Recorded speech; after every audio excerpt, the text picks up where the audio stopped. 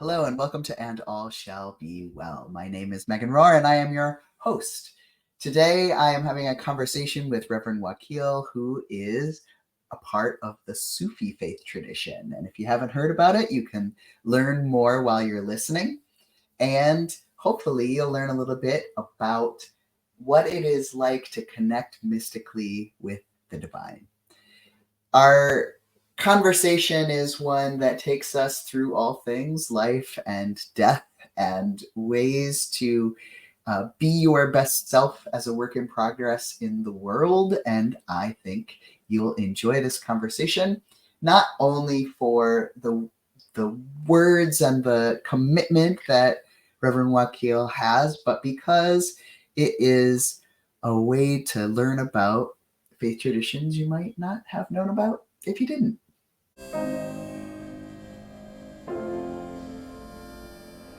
My name is Wakil David Matthews. I live up in the northwest corner of the world here on the lands of the Salish Coast Salish people, north of Seattle. And in my third half of life, I went to seminary, and so was ordained in a Sufi as a Sufi interfaith minister. And so I'm a member of two different Sufi organizations, and as a senior teacher, so I have students both in my Sufi organization, and I also have a spiritual director certificate and work as a spiritual director, and work with a lot of different people, just discussing, working on, and deciding how we can be more present in the world and how we can serve social justice for all of our siblings, human, more than human, and the earth itself. So it's very important to me. I'm very glad to be here. Well, I'm so glad you came. For those who maybe haven't heard of what being a Sufi is, would you be willing to give an explanation? I can try. So the thing about Sufism is it's not an ism. It's not really a religion. It's more of a practice. It's a mystical practice of connecting to the heart.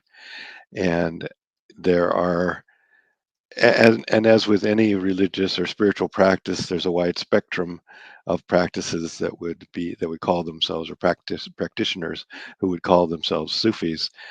Everything from very Islamic, more conservative maybe, or more dogmatic, to the end of the spectrum on which I sit, which is very ecumenical, very open, very eclectic. We have people in our kind of our theme, if you will, no compulsion. It's all about the heart. It's all about how you connect to the divine, which worked really well for becoming an interfaith minister, because that's really kind of we come from a universalist perspective. And so the Sufi organization that I'm a part of, just to give you a hint, is one that started in the 60s in San Francisco. So it's kind of got that flavor. And it's very much, we have people that are Christian ministers, we have Catholics, we have um, Buddhists and Hindus and Muslims and Jews, all people who are practicing these other religions perhaps, but are still totally accepted and totally actually treasured as a part of our community. So Sufism came, maybe some people think, even before Islam, but was in that area, and so became associated with Islam as kind of the mystic. I like to think of it.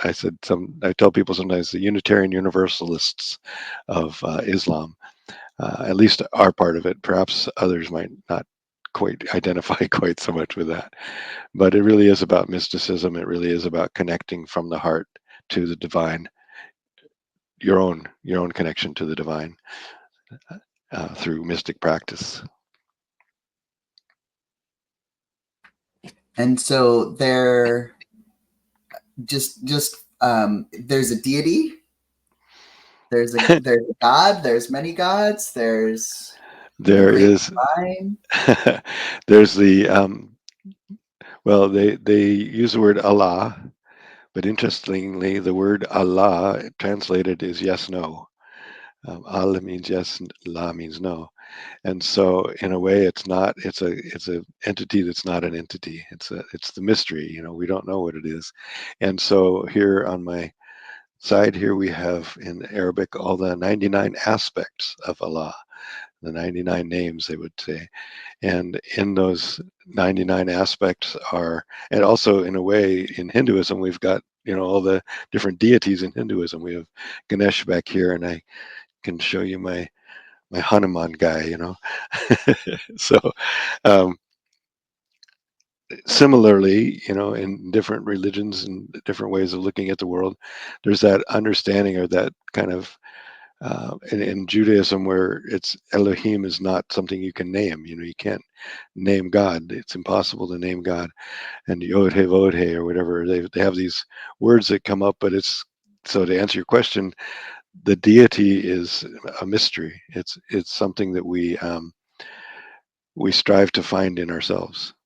And so it's not really, we say prayers, but when we say prayers, it's more of a setting intention. Um, so we might begin with the prayer, let me do thy will, which is to say, we don't know what we're supposed to be doing today, but we intend to do the best we can. So guide me, whoever you are, ancestors, whatever, whoever might be wanting to spend some guidance will accept it. I always think of mystical poets and spiral and whirling dances when I think of folk who are a part of the Sufi faith. Is that a part of your journey? Oh, sure, yeah. Rumi, of course, as famous as anybody in the world. His poetry is amazing, magnificent. Um, his particular, there's actually an order of Sufis called the Mevlevis, who are ancestors or come down from Rumi, and they are the ones who do the turn that you've seen, like Sema. It's called Sema when it's done as a practice, and that's you've seen probably the people all in white with their bee bonnets. I mean, that's actually a symbol of the of a bee's um, nest on their head, and they turn, and it's very, very beautiful. We do in our own organization. That's something they call zikr. The word zikr in Arabic is remembrance. So when we are doing zikr practice, whatever way we might do it, it's about remembering our divinity, remembering that there isn't anything that isn't divine. And the chant that often goes along with that is La ilaha il Allah, and translated means there is nothing but God. There is no God but Allah. I like the translation, there is nothing that isn't God. Um, so that's the remembrance that we were working with, and so when they're doing that sema turn, that's what their intention is to really go down deep into the center of the earth, all the way up to the divine through their turn.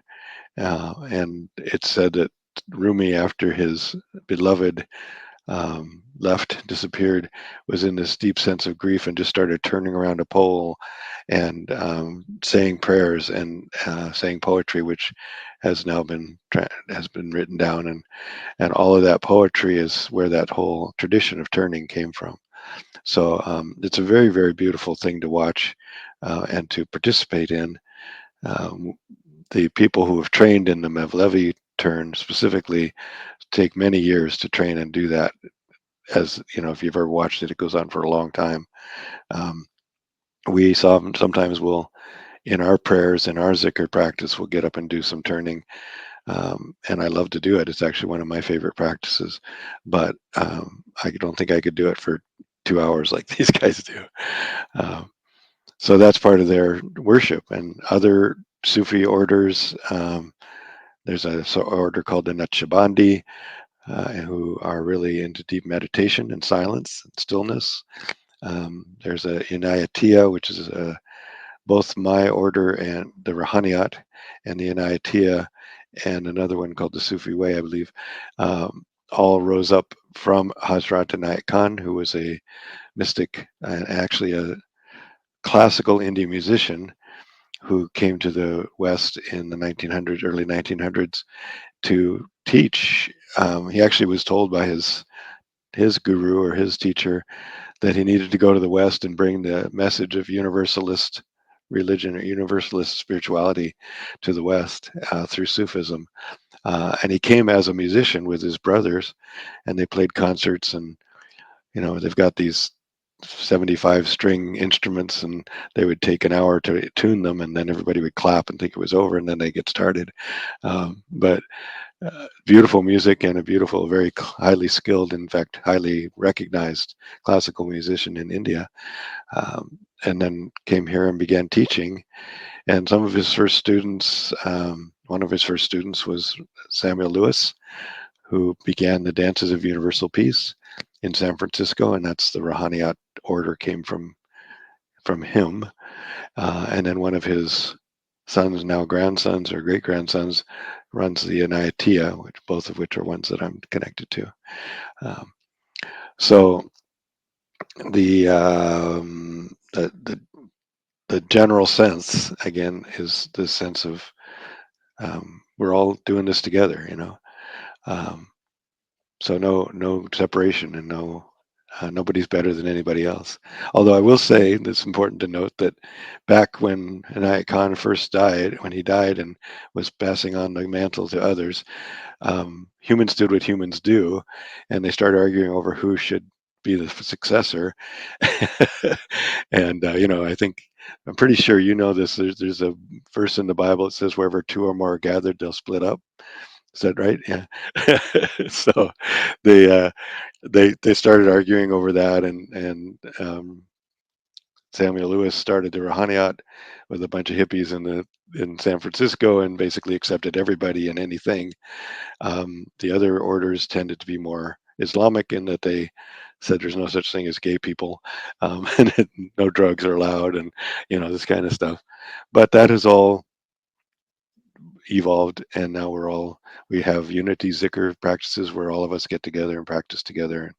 I think that most all of that has been healed and come together in the current situation.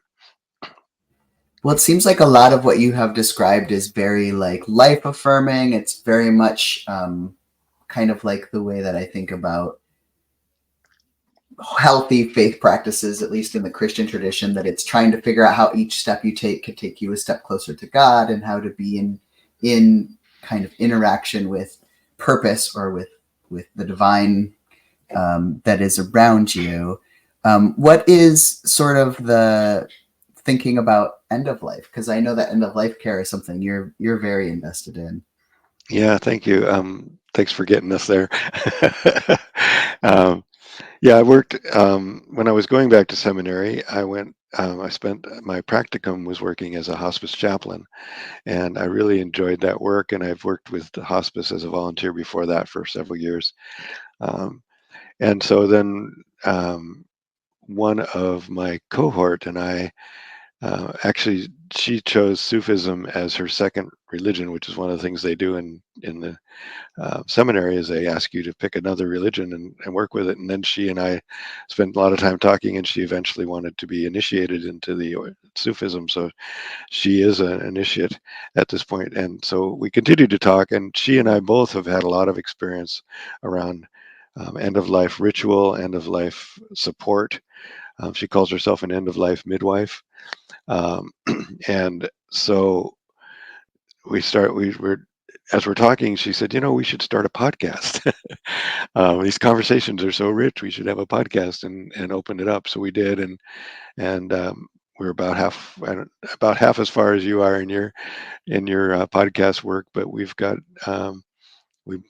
broke the 1,000 download thing a while back, and we're really happy about it. It's been a really incredible, beautiful, and honoring opportunity to normalize the conversation around death and dying, and to hear people's stories.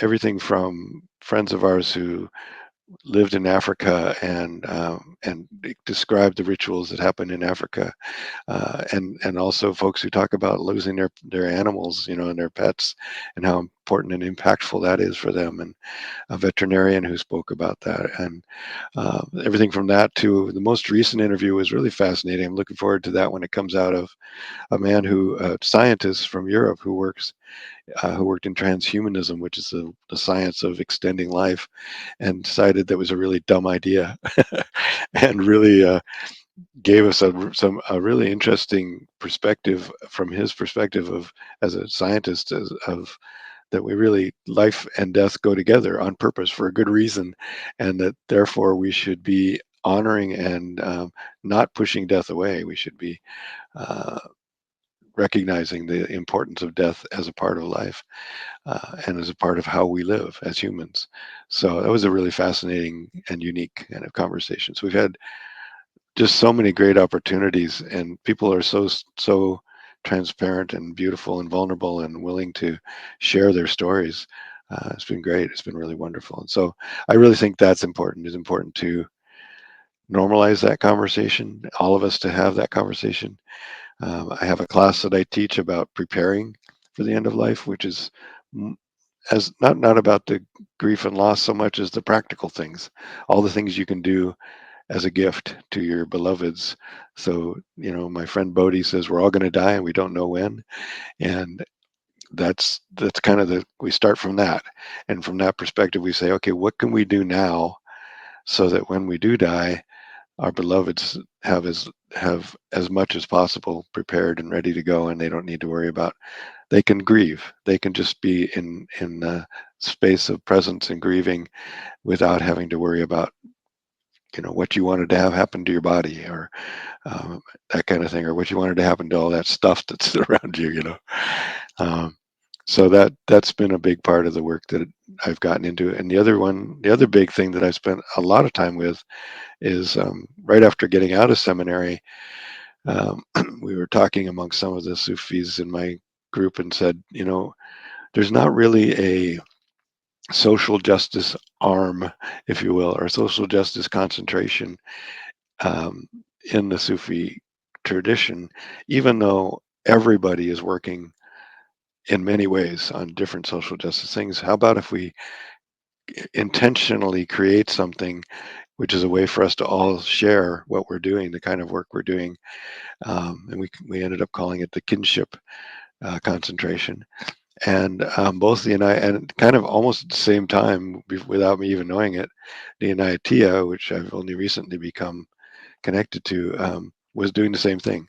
And so that's sort of a concentration within our order. It's funny because we said, we have to go to the Unitarians if we want to get politically involved in a spiritual way. And that's been another really important part of the work, to really try to understand um, our place. Most of us are white, I'll say, and most of us are older.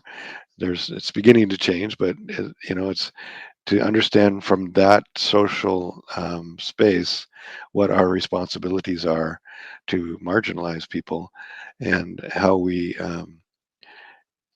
can be allies, and if we can be allies, and what that means to be an ally.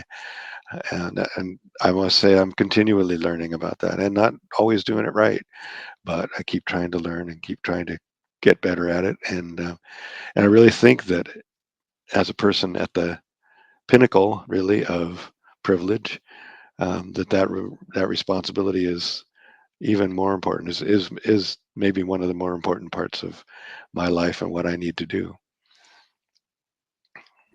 Well, it definitely is important work these days for sure. Yeah. Both of those things that you're passionate about are kind of heavy topics, right? Like, um, although maybe regularly talking about end of life care, there's a certain group of folk who are resilient, and it feels a lighter load for people to carry. But that end, sort of like seeking out your spiritual justice path, can be tough and complicated work. What do you do to help keep yourself well?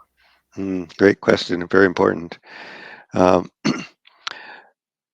I am blessed to live in a beautiful part of the world, um, where the mountains are a half-hour drive. The ocean is 5-minute walk, or Puget Sound, and Salish Sea is a 5-minute walk. Um, a little bit further walk, I have a place I call my sit spot, which is a little creek coming down through just a little pocket park. Uh, I spend a lot of time there, and so yeah, I mean, um, nature, of course, is the great healer, right? The earth is the great healer, and I really count on that and use that extensively. Also, breath and breath practice. I begin each day with meditation and breath practice and in setting intentions for the day. Um, there's a great poem or a great saying from the Dalai Lama that we've taken up in our community as a song, that we sing in dance of universal peace that we do now. But it's every day, think as you wake up. Today I am fortunate to have woken up.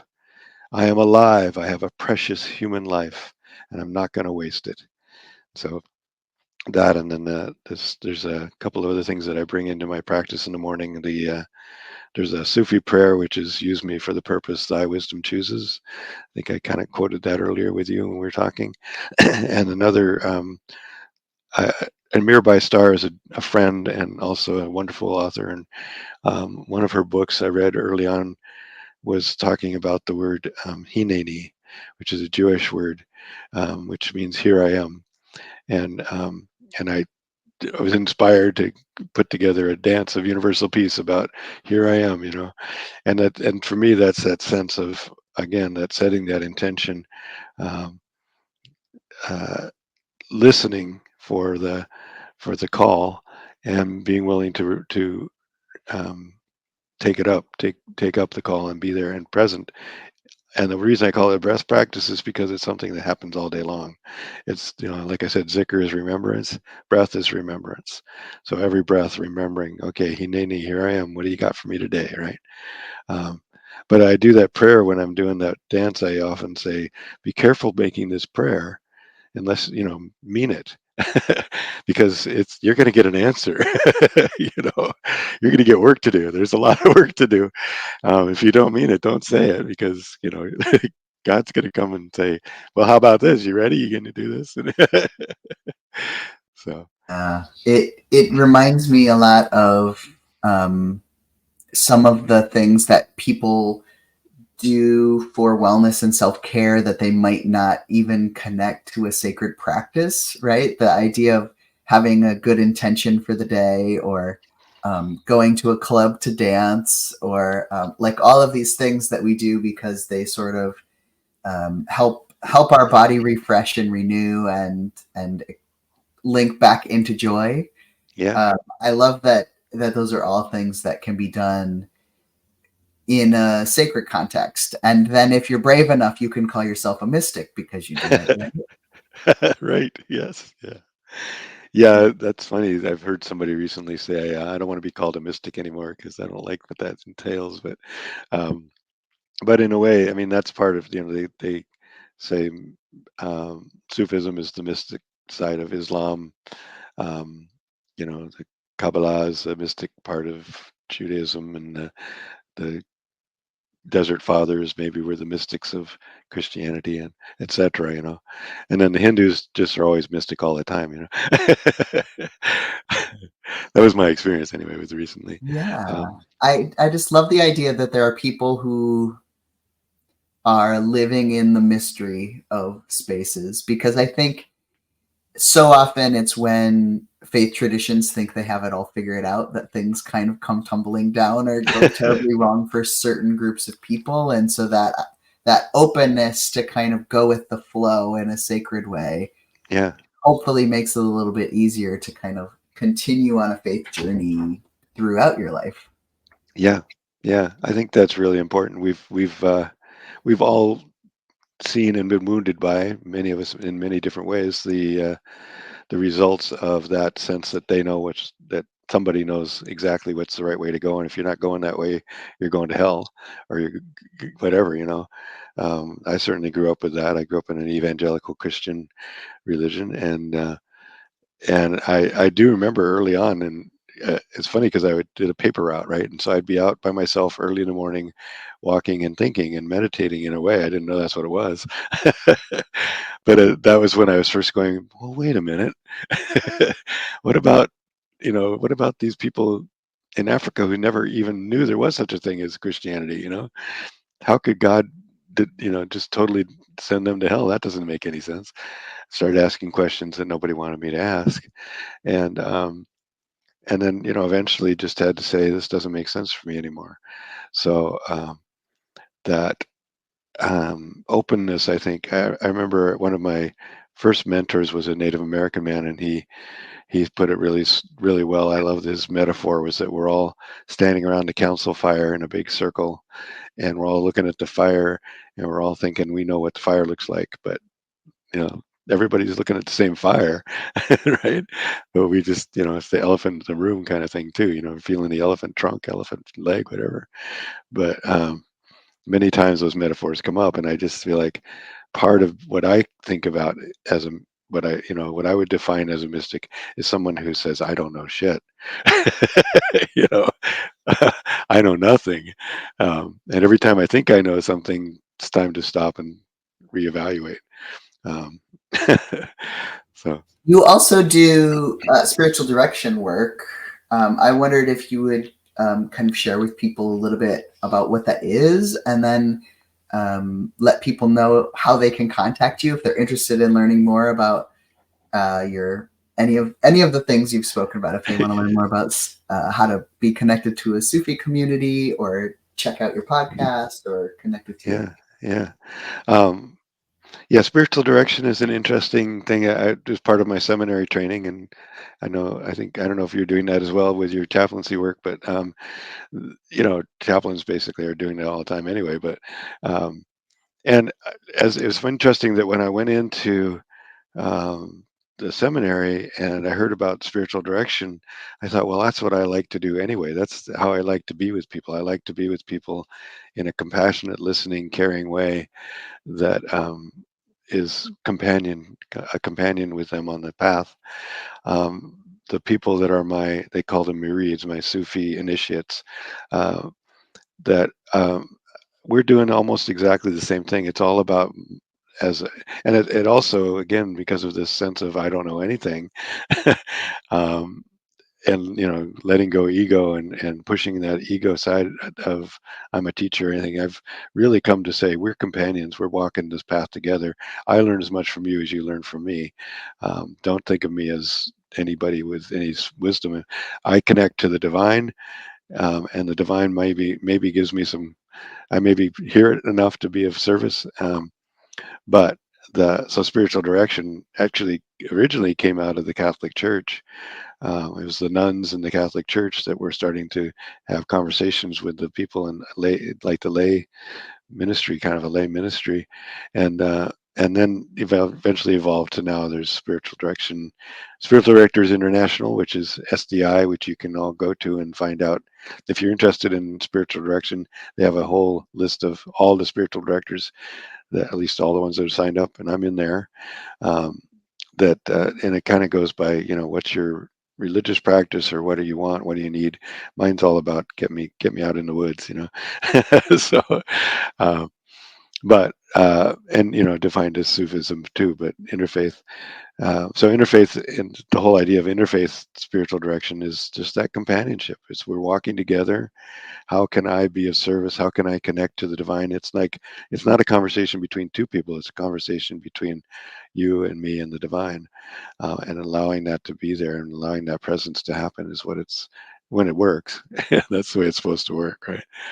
So yeah. So to get a hold of me, I can send you links that you can include if you'd like to both the mysticism website that I haven't really done much with lately, but I keep a lot of stuff in there, a lot of resources there. Also, the podcast link is there, and my email will be there. And I'm really open to anybody writing and saying that was interesting. I'd like to hear more about it. I'd love to talk to people and continue to do the work. The only difference I'll say between a murid, spiritual as initiate, and spiritual direction, the only there's the differences that I wouldn't be talking about Sufism necessarily, but the other difference is that spiritual direction is paid for. So, and I do a sliding scale because I think we had a really good conversation about that in the chaplaincy institute where we were going to school, and I said, I don't want to charge anybody for this. This is a service that I want to do. Um, but that's the culture, that's the way we give value to each other, number one. And number two, a lot of people are actually trying to do this as a living. And so if I'm just giving it away, that's not really fair to them, right? um, that's the one difference in spiritual direction. So um, and I think it's valuable. And I also, when I do my class on end of life planning, I do that on a sliding scale too, to try to, partially because again, it's of value, it has value. And there's a kind of a weird thing about our culture: if we don't pay for things, we don't show up sometimes, right? That's true. That's really true. So anyway, that's thank you for asking. Absolutely.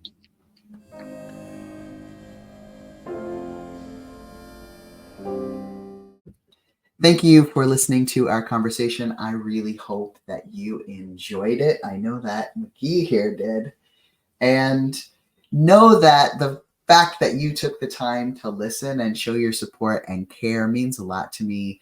It helps me to continue on with this great work. I want to give a great shout out and thank you to all who have liked and subscribed and helped this podcast be such a successful space for open conversation that encourages people who are work in progress to continue towards what's next. And sometimes people will make the best choices for themselves, and other times they'll just survive until tomorrow when they might make better choices. Know that I am rooting for you and I care for you, and that next week we'll have another conversation right here in this very space. And if a week is too long for you to make it and you need more support and affirmations, you can check me out on social media and I'll be rooting for you. Take care, everybody.